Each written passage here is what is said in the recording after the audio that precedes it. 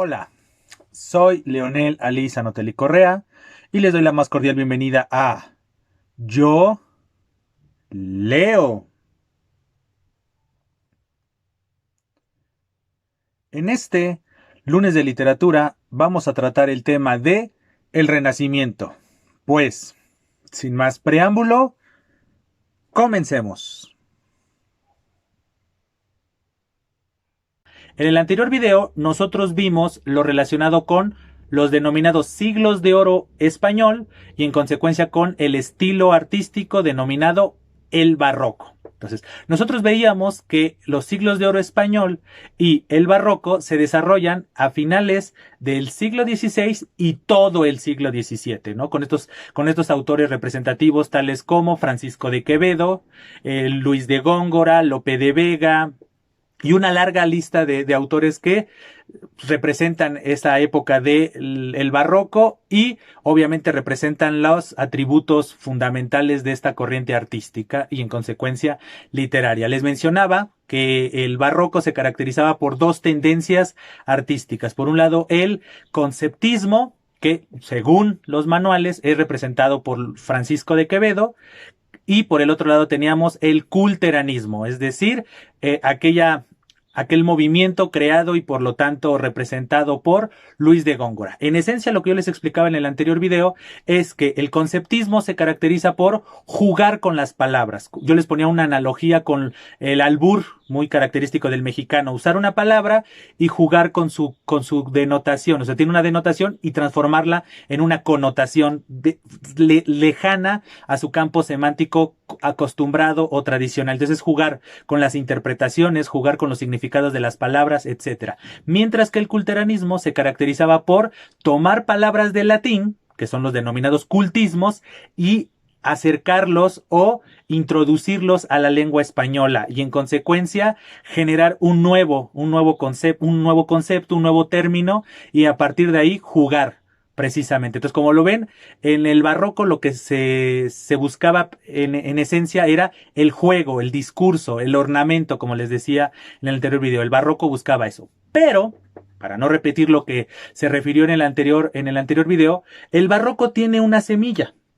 Una síntesis cultural, obviamente. Y esa semilla cultural es el Renacimiento, ¿correcto? Que es el germen de todo. Es decir, el barroco va a llevarlo a su máxima expresión, como yo les decía, ¿no? Con Lope de Vega, con el mismo Tirso de Molina, con Francisco de Quevedo, con Góngora, y de este lado del Atlántico ya en lo que hoy conocemos como México, que en aquel entonces se conocía como la Nueva España, pues tenemos a personajes tan imponentes como Sor Juana Inés de la Cruz y Juan Ruiz de Alarcón, ¿no? Como esos personajes que llevaron el barroco a un extremo todavía mayor. Entonces, todo este juego discursivo, este juego artístico y demás estilístico, tiene un germen, y este germen precisamente es el Renacimiento. Entonces, justamente el tema que vamos a tratar hoy es el Renacimiento, que es una época muy importante porque precisamente como lo refiere su nombre, es el renacer de la cultura. ¿Por qué se le llama así? Según los historiadores, tanto de manera general como los historiadores del arte, precisamente ven en este momento del Renacimiento que se da a finales del siglo XV y se extiende todo el siglo XVI, incluyendo podríamos incluso decir que el barroco pertenece al Renacimiento, pero bueno, por al ser un estilo diferente, etcétera, por eso se hace la distinción. Pero bueno, el Renacimiento, si quisiéramos poner una fecha así exacta y precisa, podríamos poner el año de 1492, año que, si ustedes recuerdan, es el descubrimiento de América por Cristóbal Colón. Precisamente este descubrimiento, en conjunto con otros descubrimientos en el ámbito de la astronomía, de la geografía, etcétera, van a ser el parteaguas, más que van a ser el parteaguas de una serie de cambios culturales e incluso antropológicos. ¿Por qué? Adelantándome un poco al tema que nos tocaría tocar, valga la redundancia, después. En la Edad Media, que es el periodo histórico anterior al Renacimiento, todo giraba en torno a la religión, principalmente a la religión cristiana. Entonces, en consecuencia, todo el dogma religioso era el que imperaba, era la base esencial de las creencias y en consecuencia del actuar y de las formas de ver y vivir la vida. En consecuencia, esta serie de descubrimientos geográficos, médicos y astronómicos justamente cambian el paradigma y en consecuencia ese paradigma que se había creado y formado y consolidado en la Edad Media en torno a la religión, donde todo giraba alrededor de Dios y en consecuencia sus normativas, los 10 mandamientos y toda la mitología creada en torno al Dios judío-cristiano, todo ese paradigma y ese dogma se rompe y se genera una nueva forma de ver y tratar la vida y en consecuencia de vivir dicha vida. Ahora, en esta época, a partir de 1492, insisto, siendo así como muy específicos en una fecha, obviamente, pues nada viene de la nada. Obviamente antes de 1492, pues hubo una serie de descubrimientos y de situaciones, tanto políticas, sociales, culturales, artísticas, que desembocaron en este rompimiento de paradigmas sociales, culturales, políticos y en consecuencia artísticos. Pero bueno, como les digo, vamos a poner una fecha, 1492, año en el que ocurren muchas cosas, entre ellas el descubrimiento de América, y rompe el paradigma. ¿En qué sentido? En vez de que Dios sea el centro y todo gire en torno a él, como ocurría en la Edad Media, ahora quien va a ocupar ese puesto nuclear es el ser humano, el hombre, como le denominaban en la época. Todo va a girar en torno al ser humano, es decir, el ser humano va a ser de quien va a depender la forma de vivir, percibir la vida. ¿A qué se refiere este cambio de paradigma? Muy sencillo. En la Edad Media, si teníamos aquí a Dios en medio y todo giraba en torno a él, pues obviamente, si una persona vivía cierta cosa, cierta circunstancia, cierta situación, pues decía, es que así lo quiso Dios.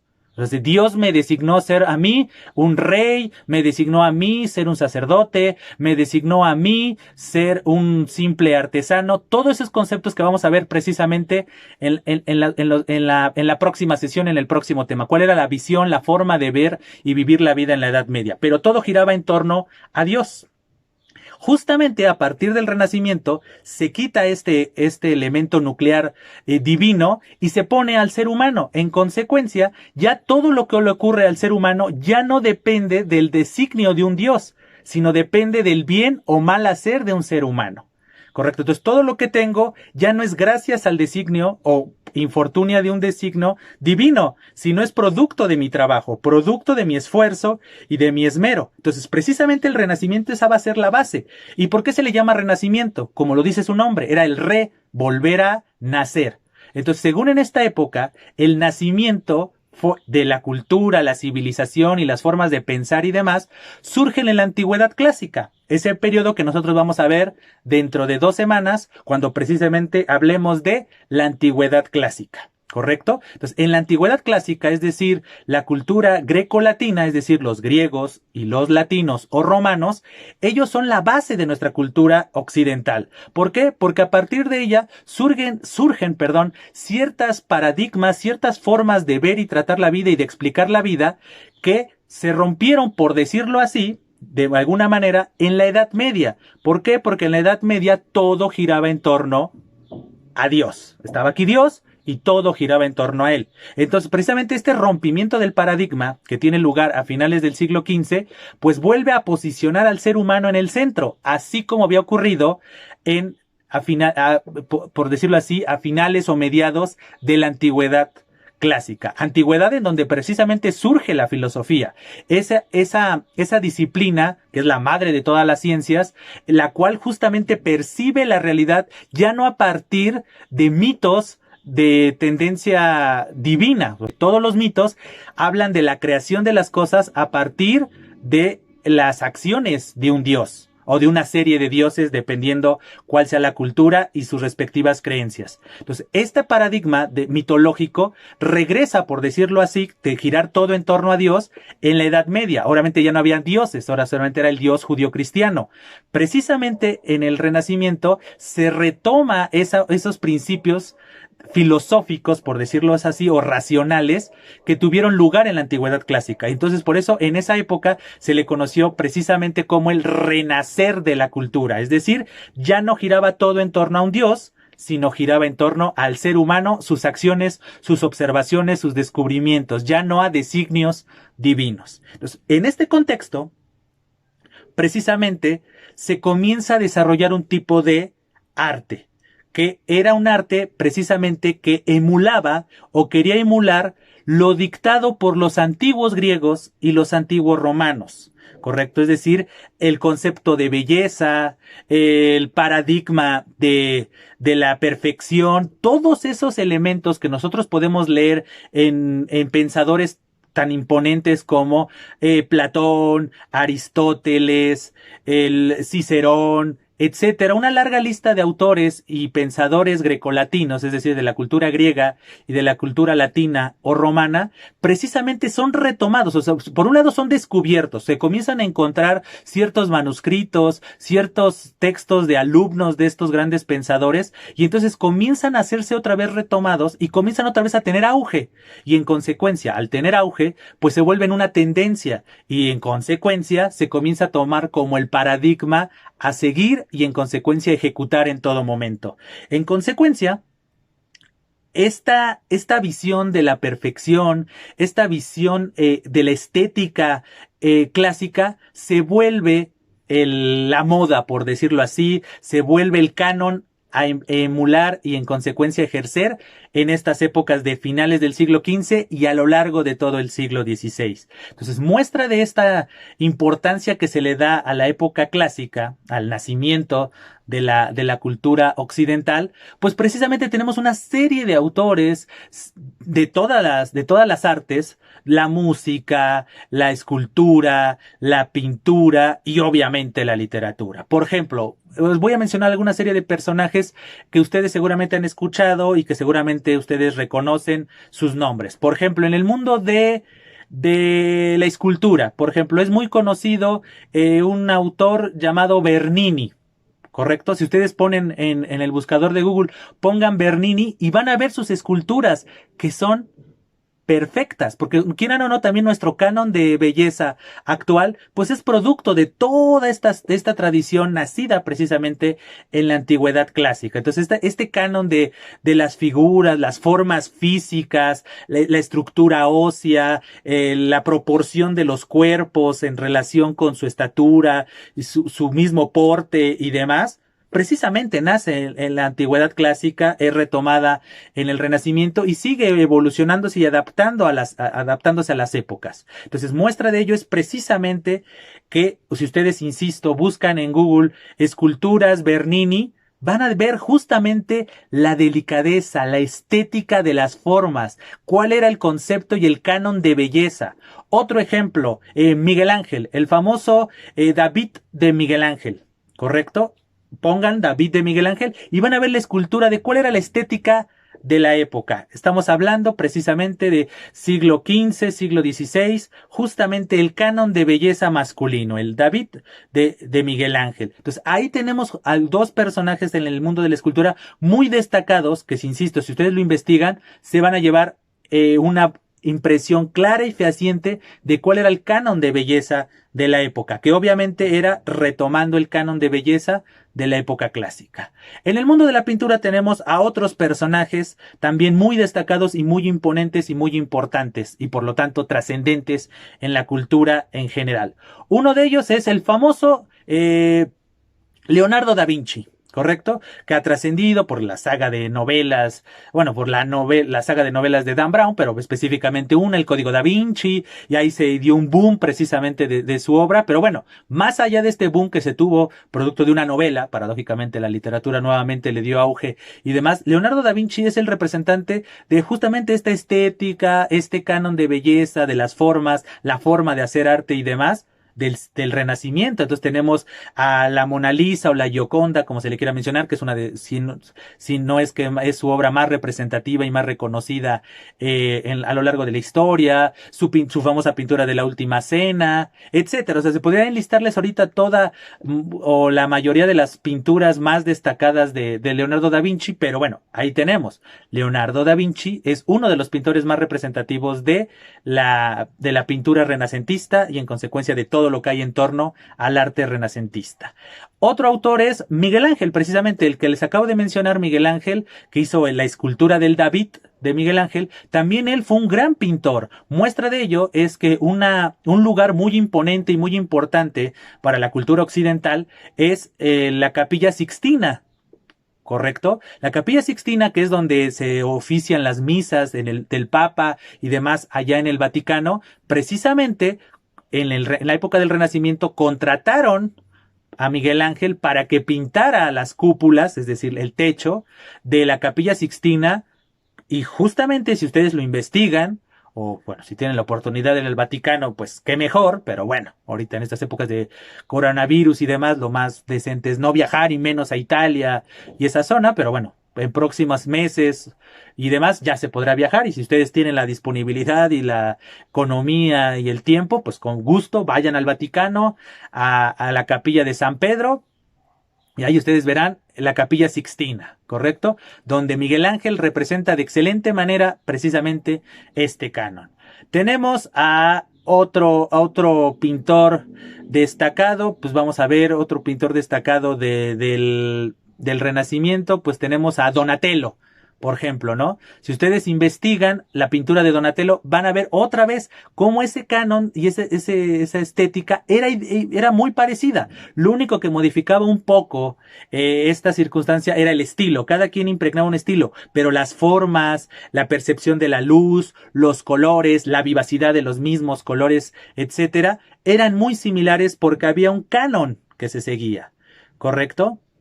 Entonces, aquí tenemos, por ejemplo, les acabo de mencionar 3 pintores destacados, ¿no? Leonardo da Vinci, Miguel Ángel y Donatello. Es decir, si ustedes quisieran recordar a, por ejemplo, 4 autores importantes del Renacimiento, pues agarren como parámetro las tortugas ninja. Las tortugas ninja tienen el nombre de pintores representativos del Renacimiento.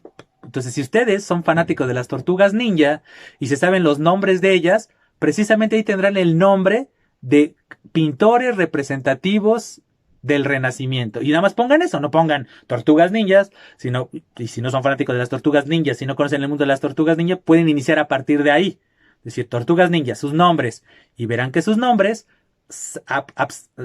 saquen esos nombres y googleen ahora ese nombre y pongan entre paréntesis o algo, pintura renacentista, y van a ver precisamente sus obras. No solamente de pintura, como les mencionaba Miguel Ángel, no solamente hizo pintura, sino también hizo escultura. Entonces, precisamente este canon de belleza de estos autores que después fueron retomados sus nombres para darles nombre a su vez a unas lindas y tiernas tortugas ninja, pues bueno, para que vean cómo importa, o sea, cómo tiene resonancia y cómo trascendió el Renacimiento en nuestra cultura occidental, al grado precisamente de que años después, siglos después, pues a alguien se le ocurrió que la mejor manera de llamarle a sus personajes que acababa de crear, que eran unas tortugas ninja, tuvieran el nombre de estos pintores representativos del Renacimiento. Entonces, esa sería como su tarea paralela, ¿no? Porque pues ahorita no puedo mostrarles como la otra vez que les mostré las meninas, ¿no? Que aquí sería extender mucho el espacio, y bueno, nuestro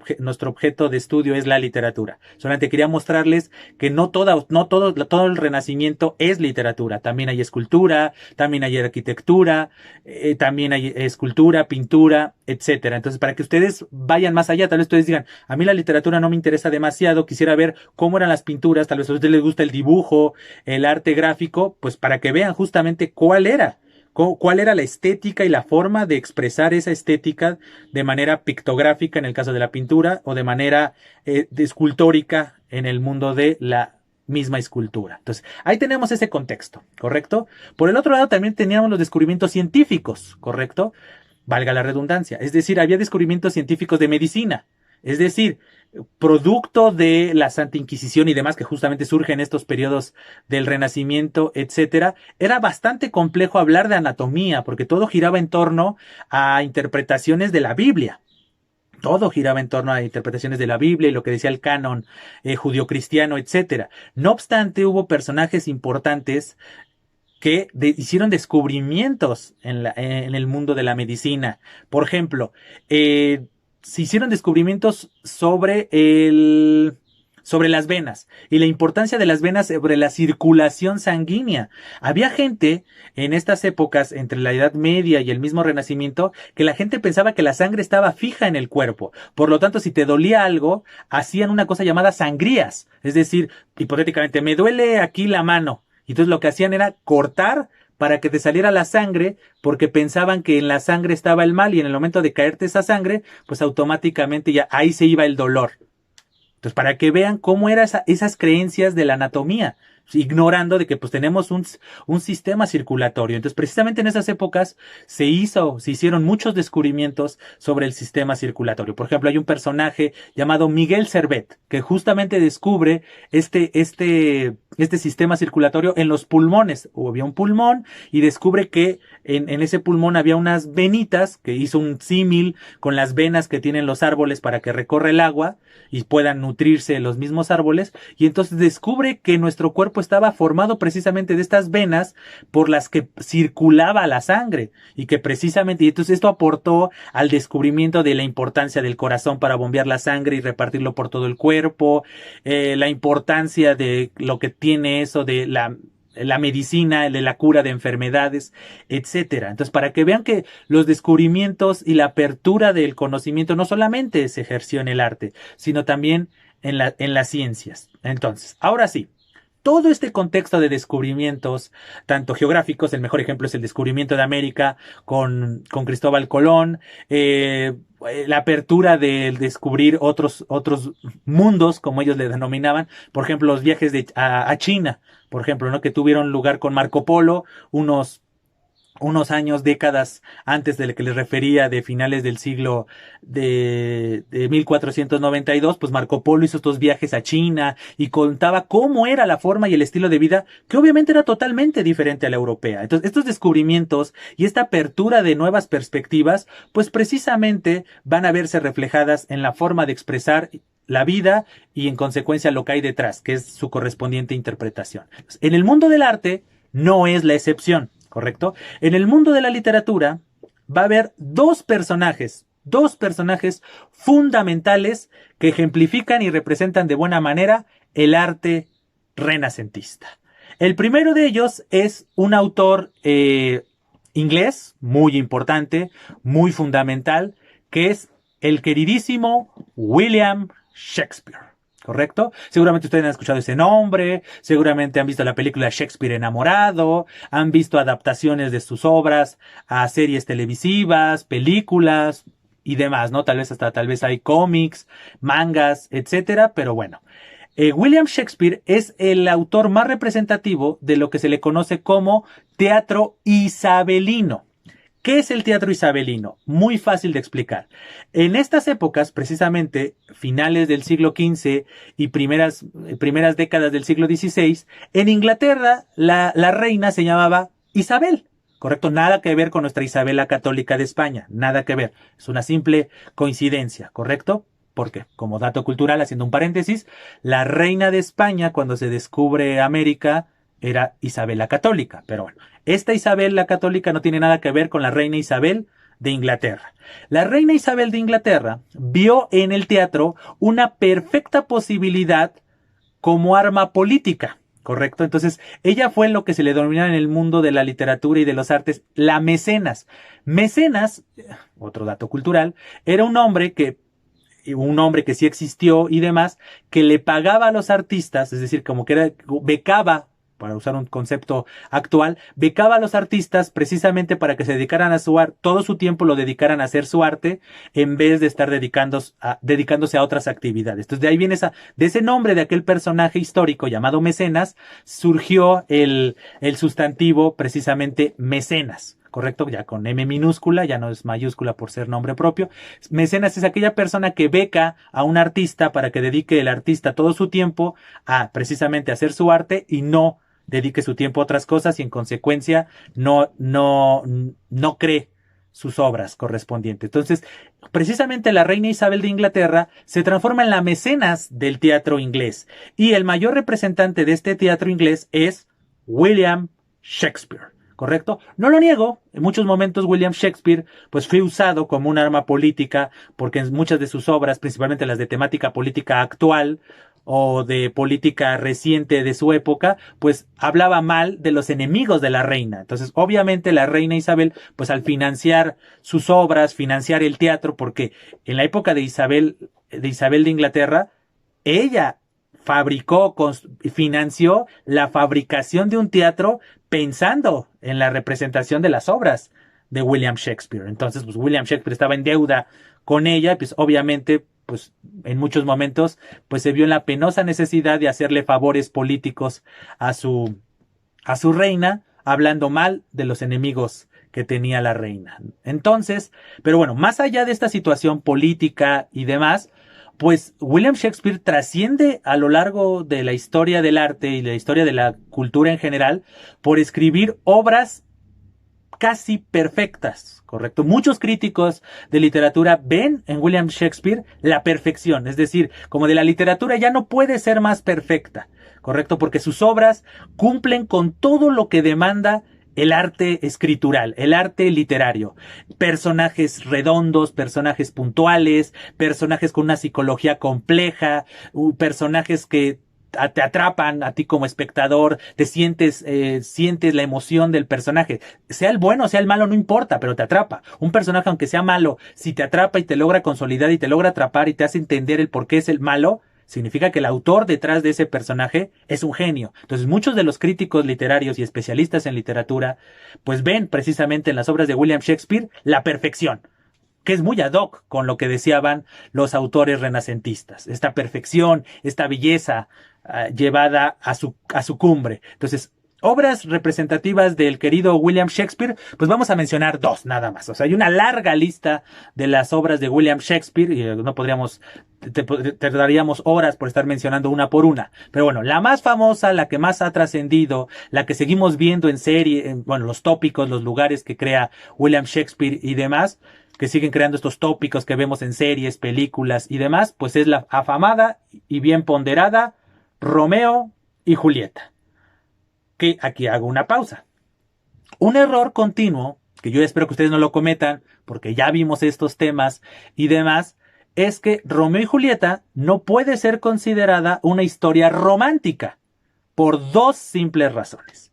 Primera razón, porque no olviden, el romanticismo surge hasta el siglo XIX, es decir, los románticos se basaron en Romeo y Julieta para crear sus tópicos del amor romántico, ese amor que termina en tragedia y demás. Y número dos, porque no existía el concepto. Al no existir la visión y al no existir la corriente artística, pues obviamente pues no existía el concepto romántico. Entonces, no caigan en esa situación de, a mí me gusta afirmar, ¿no? A mí me gusta Romeo y Julieta porque es una historia romántica. No digan eso porque literariamente hablando estarían cometiendo una anacronía. ¿Correcto? Eso es totalmente anacrónico. Ustedes no pueden estar diciendo que Romeo y Julieta es romántico porque el concepto de romántico y la cultura romántica surge 3 siglos después. Si Romeo y Julieta fue escrita en el siglo XVI y el romanticismo surge en el siglo XIX, pues William Shakespeare no puede ser romántico. Al contrario, los románticos son shakespearianos, porque precisamente leyeron las obras de William Shakespeare, entre ellas Romeo y Julieta, y de ahí se basaron para recrear esas formas, esos personajes y demás. Entonces ahí está el concepto. Y entonces se acuerdan, recordando nuestra clase de romanticismo, recordarán seguramente que yo les decía que el amor romántico es un amor trágico. Es decir, que es un amor en donde que alguno de los personajes siempre va a fallecer o siempre va a sufrir una pérdida. ¿Correcto? William Shakespeare en Romeo y Julieta nos cuenta esa historia. La historia de dos familias, los Montesco y los Capuleto, que se odian a muerte por circunstancias generacionales. El tatarabuelo y el abuelo, o el abuelo de Romeo y Julieta respectivamente, de sus familias, pues tuvieron una bronca, tuvieron un pleito, se odiaron, y entonces se heredó generación tras generación este odio entre los Montesco y los Capuleto. Pero, obviamente el amor todo lo puede, entre comillas. ¿Y qué va a pasar? En un baile de disfraces se conoce una joven llamada Julieta, un joven llamado Romeo, Y siguiendo este canon que yo les mencionaba en el romanticismo del amor platónico, del amor a primera vista y el intercambio de almas, pues precisamente este concepto no nació en el romanticismo, ni nació tampoco en el Renacimiento, sino nace en la época clásica con Platón y sus diálogos. Pues precisamente este concepto del amor a primera vista y demás, pues lo vemos y lo tenemos en Romeo y Julieta. Estos dos jóvenes se encuentran, se enamoran, pero obviamente era un amor imposible. Las familias se odiaban y en esta época la opinión de la familia, la herencia de la familia era muy importante. Entonces, en consecuencia, pues este amor era imposible a pesar de lo que ellos intentaron y demás.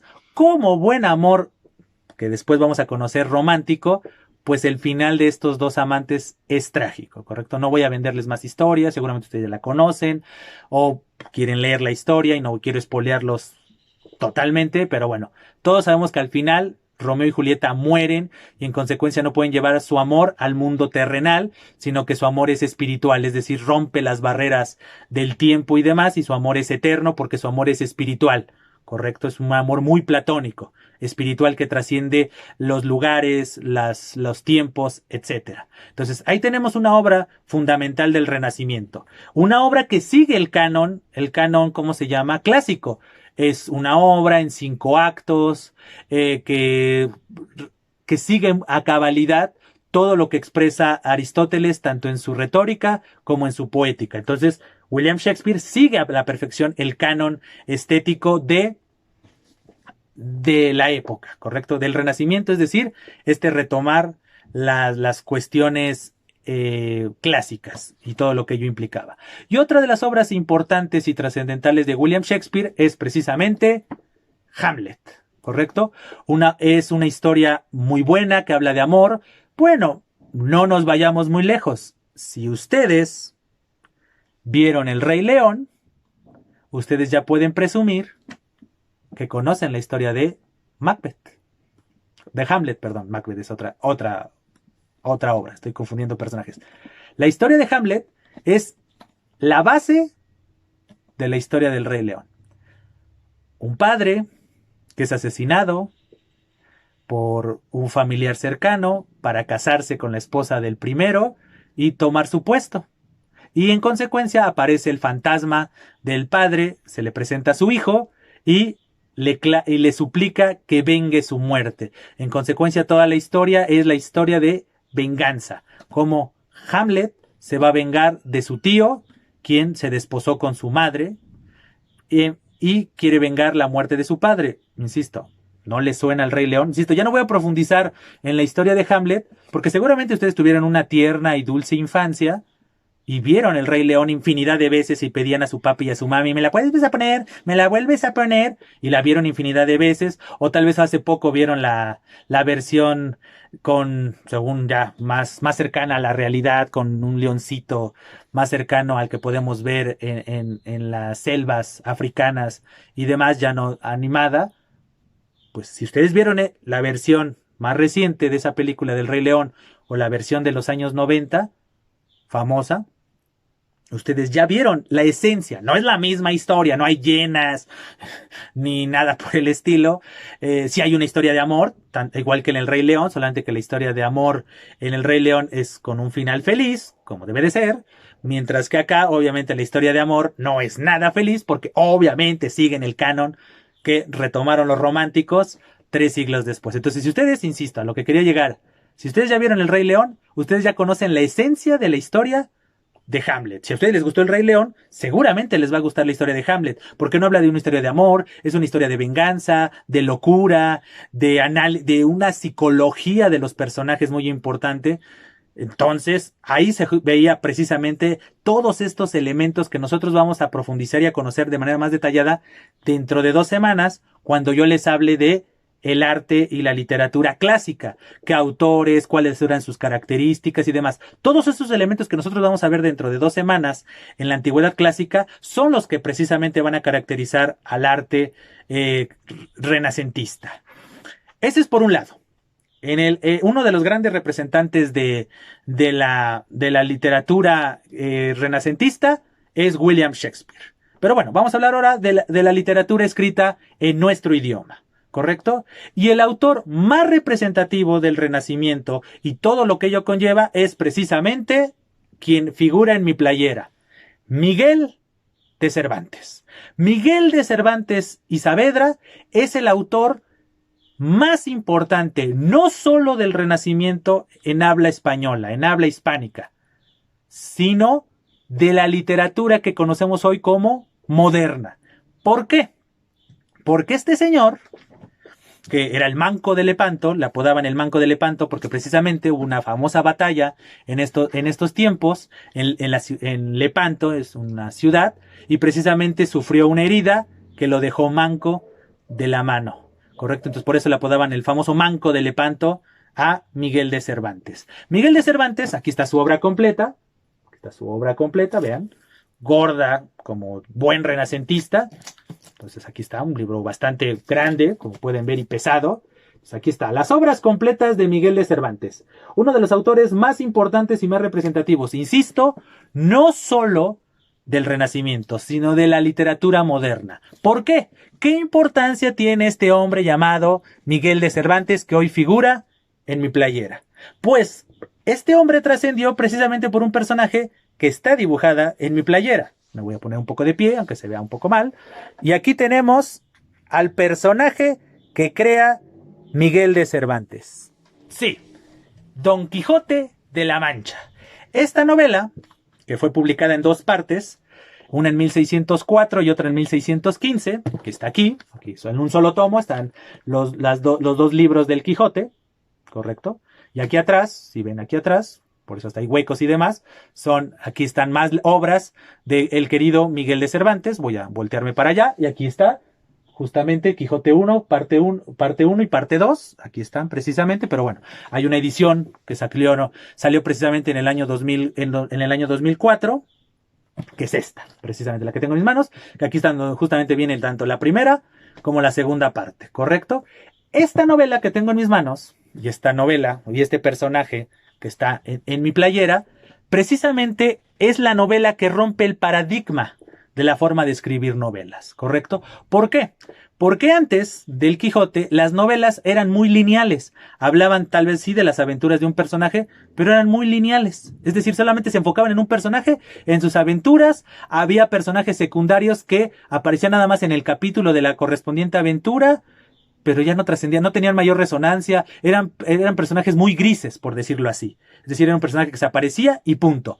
Mientras que en el Quijote, a lo largo de cada capítulo, de cada aventura que sufre este personaje principal, que se autodenomina al final Alonso Quijano, que siempre hay un debate entre los cervantistas, es decir, los especialistas en la obra de Cervantes, si efectivamente se llamaba Alonso Quijano, no había Alonso Quijano, y una famosa investigadora llamada Margit Frank, que hace unos años publicó un artículo que dijo, no se llama Alonso Quijano, fue otra invención del personaje, este personaje loco y demás, pero bueno, no vamos a discutir. Este hombre denominado o autonombrado Alonso Quijano, que se transforma en el Quijote, producto de su locura de tanto leer novelas de caballerías y demás, esta novela, precisamente a lo largo de cada uno de sus capítulos, que son las aventuras de este personaje, del Quijote y su acompañante Sancho Panza, tiene personajes secundarios, sí, pero no son personajes planos, grises, sin importancia. Todo lo contrario, son personajes complejos, personajes que le dan vitalidad no solo a la novela, sino al mismo personaje,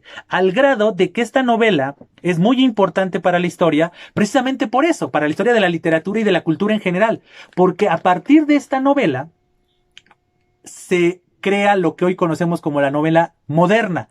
Todos nosotros cuando leemos una novela, una buena novela es aquella en la que se cuenta una historia, pero que tiene diferentes aristas, ¿correcto? No es una historia plana, que solamente es la historia, la aventura, el conjunto de aventuras eslabonadas y ya que lleguen a un final. No, sino que dentro de estos eslabones hay una magia, una complejidad, tanto del personaje principal como de lo que lo rodea, que pueden ser otros personajes u otras situaciones, o puede ser el mismo personaje solo, pero que sus voces internas, sus situaciones, lo lleven a otras aristas, a otras perspectivas, que sea como la paleta del pintor, que combina dos colores y forman un tercer color, o lo que sea necesario. Piensen que esa analogía de la pintura es lo que ocurre precisamente en el Quijote.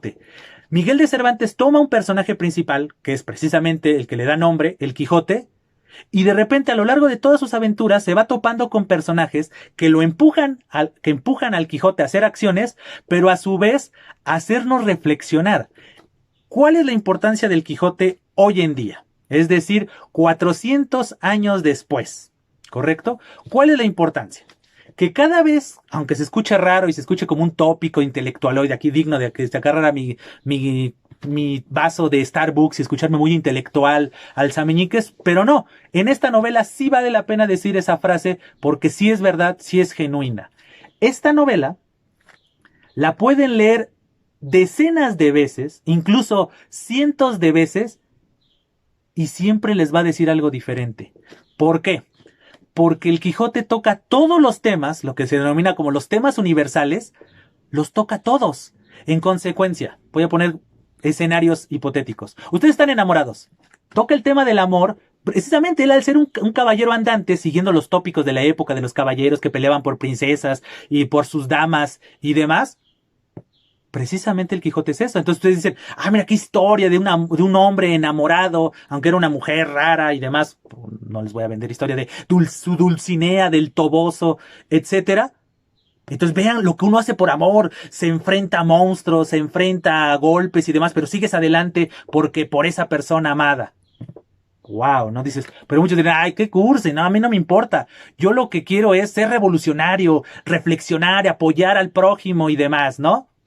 El Quijote es un revolucionario. Su simple existencia y su proceder a lo largo de la novela es de una persona revolucionaria. ¿Cuál es la mayor revolución? ¿Cuál es el mayor empuje del Quijote?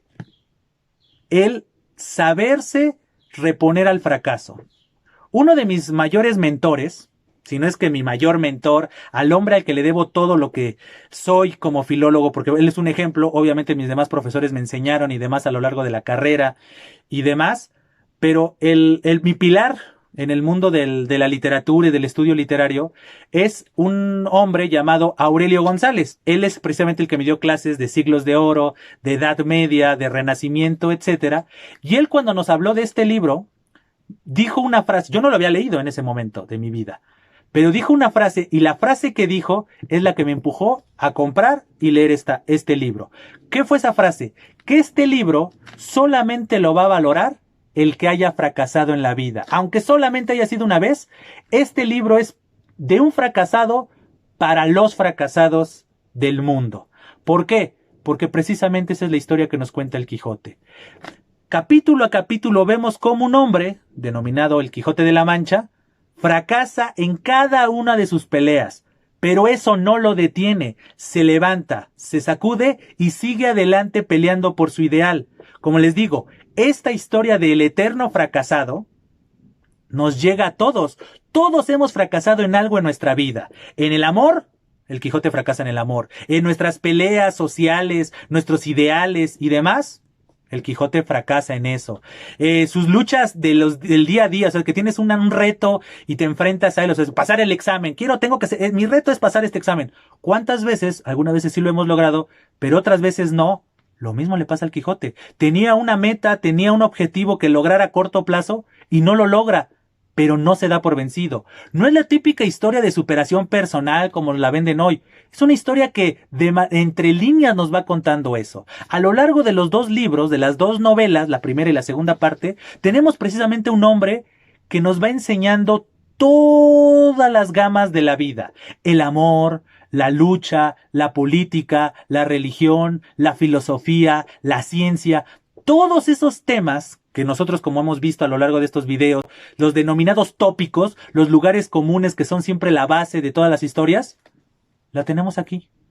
Correcto, entonces podríamos decir que esta es la esencia de la novela moderna, los recursos, ya sea que los sigamos al pie de la letra o nosotros seamos vanguardistas en las épocas actuales y revolucionemos un poco la técnica, no deja de ser la base esta novela. Obviamente hay una larga tradición atrás, no estoy diciendo que Cervantes se inventó de la nada, obviamente hay una larga tradición, pero Cervantes lo llevó como buen hombre del Renacimiento, lo llevó a la perfección. Correcto, entonces muestra de ellos muchas de sus obras, las novelas ejemplares, y van a ver justamente todo este mundo de voces, de perspectivas, obviamente no con la maestría de una novela de este bonche, pero sí van a ver estas raíces, esa esencia, cómo hay voces diferentes, y no, o tal vez para ustedes es muy natural el día de hoy, personajes que nacieron en el siglo XXI. Pero estamos hablando de un hombre que nació en el siglo XV, ¿correcto? Y se desenvolvió de mejor manera en el siglo XVI. Entonces, veamos eso precisamente. Y escribió esta novela a principios del siglo XVII. Estamos teniendo un hombre que tiene una mentalidad del siglo XV, producto de toda esta tradición y demás, que él vivió y nació a mediados y finales del siglo XVI, y que fallece en el siglo XVII, ¿correcto? Justamente pocos años después de publicar la segunda parte de su Quijote. Entonces, para que vean, precisamente, es lo que yo necesito que ustedes estén leyendo, como se los he dicho, lean con los ojos de alguien de la época. Obviamente, no significa que ustedes se olviden de que ustedes nacieron en el siglo XXI y todo lo que representa eso, sino que el texto que están leyendo no fue escrito pensando para alguien del siglo XXI, sino fue alguien que nació en el siglo XVI, que escribió esas novelas ejemplares, las publicó a principios del siglo XVII, antes del estallido del barroco, que es lo que vimos en el anterior video. Entonces, justamente esta búsqueda de la perfección, de las historias, la forma, perdón, en la forma en la que se nos envuelve en la historia y en los personajes, eso es lo que nos interesa a nosotros. Entonces, esa es la esencia lo que yo quería hacerles ver. Entonces, tenemos estos dos grandes personajes. Shakespeare en el mundo del teatro, obviamente también Miguel de Cervantes escribió teatro y demás, pero no fue tan relevante en el mundo del teatro como sí lo fue en el mundo de la narrativa. Es decir, tenemos sus novelas ejemplares, tenemos la última novela que escribió, que también es otra joya, los trabajos de Persíles y Segismunda, que hablan diferentes personajes de otras naciones. Entonces se genera algo que es algo tan obvio como el día de hoy, que es la globalización. Un personaje a principios del siglo XVII se le ocurrió, ¿qué pasaría si una persona va viajando y de pronto se encuentra personajes de otros países y comienzan a hablarse? De eso trata los trabajos de Persíles y Segismunda. Entonces, para que vean cómo eran los hombres del Renacimiento, y obviamente se desenvuelve de mejor manera en el barroco desde mi perspectiva, son hombres de mundo, hombres que tenían una visión, hombres y mujeres, porque también está Sor Juana, no olvidemos a nuestra Sor Juana, y otra larga lista de escritoras y pensadoras, tanto del Renacimiento como del barroco. Son personas visionarias que no solamente se quedaron anclados en las modas y demás, sino querían aportarle algo. Entonces, justamente ahí tenemos a Miguel de Cervantes, ahí tenemos a William Shakespeare, en el mundo también español tenemos a Garcilaso de la Vega, que es el que introduce el soneto en español, tenemos a Juan Boscán. Entonces, tenemos otra larga lista de personajes que no voy a mencionar ahorita por cuestiones de que no quiero extender más este video. Pero es lo que yo necesito que ustedes entiendan, que tal vez nosotros somos hoy lo que somos en el siglo XXI, producto del esfuerzo, el esmero, la reflexión, el análisis que hicieron muchos hombres, en muchos ámbitos, en la política, en la medicina, en las ciencias, pero también en las artes. Mucho de lo que nosotros interpretamos hoy en día, representamos hoy en día, muchas de las cosas que nosotros nos preocupan y ocupan en nuestro día a día cotidiano, nacieron también del arte, porque son tópicos, son lugares comunes, son percepciones. Hoy en día, todo el mundo habla del Quijote, a veces tal vez sin leerlo, pero conocemos quién es el Quijote. Todo el mundo habla de, yo quisiera un amor como el de Romeo y Julieta, tal vez sin haber leído la historia de Romeo y Julieta de William Shakespeare. Entonces, justamente eso es lo que nosotros queremos lograr. Por ejemplo, yo en mi caso específico, es lo que quiero hacerles ver, que nosotros somos lo que somos, pero producto de una tradición, y no tenemos que olvidar esa tradición, ese pasado, etcétera.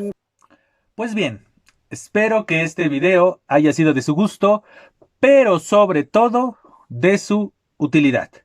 Como siempre, antes de despedirme, les hago la cordial invitación a que se suscriban al canal, a que compartan este o cualquiera de los otros videos publicados, a su vez a que comenten los videos, comentarios que pueden ir desde críticas, observaciones, sugerencias, aportaciones. Las mismas sugerencias pueden ser en torno a temas, autores, perspectivas y todo aquello que le abone a este proyecto. Por otro lado, también les hago la cordial invitación a que me sigan en mis distintas redes sociales, dígase Facebook, Twitter e Instagram, en donde también lo podemos usar como un espacio en donde ustedes me hagan sus críticas, sus observaciones, sus apuntes o sus sugerencias de temas, autores, perspectivas o lo que ustedes consideren que le abone a este proyecto. Pues bien, ahora sí. No me queda nada más que agradecerles su presencia, sus comentarios, sus sugerencias y su presencia en general en este canal y decirles, estamos en comunicación hasta siempre.